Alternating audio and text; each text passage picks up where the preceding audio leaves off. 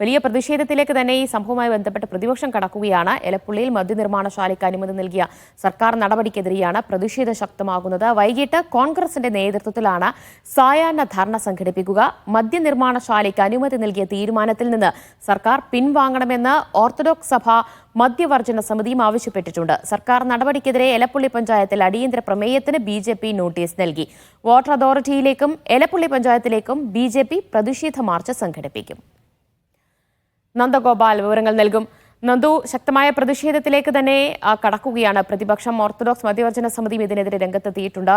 ഏത് തരത്തിലുള്ള നീക്കങ്ങളാണ് ഇപ്പോൾ സർക്കാർ ഒയാസസിന് ബ്രൂവറി പദ്ധതിക്ക് അനുമതി നൽകിയതിനെതിരെ അവിടെ പാലക്കാട് എലപ്പുള്ളിയിൽ നടന്നുകൊണ്ടിരിക്കുന്നത്?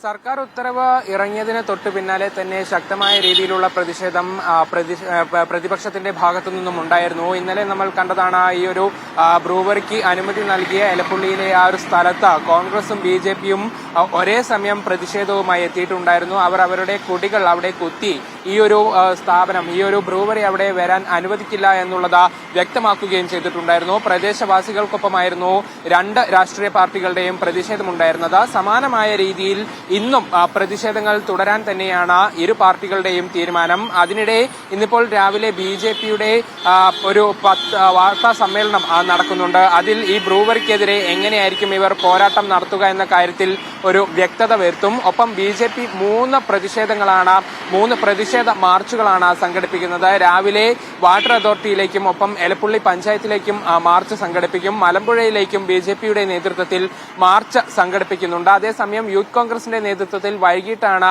ധർണ നടത്തുന്നത്. എലപ്പുള്ളിയിൽ ബ്രൂവറിക്ക് അനുമതി നൽകിയ പ്രദേശത്തായിരിക്കും യൂത്ത് കോൺഗ്രസും ധർണ സംഘടിപ്പിക്കുക.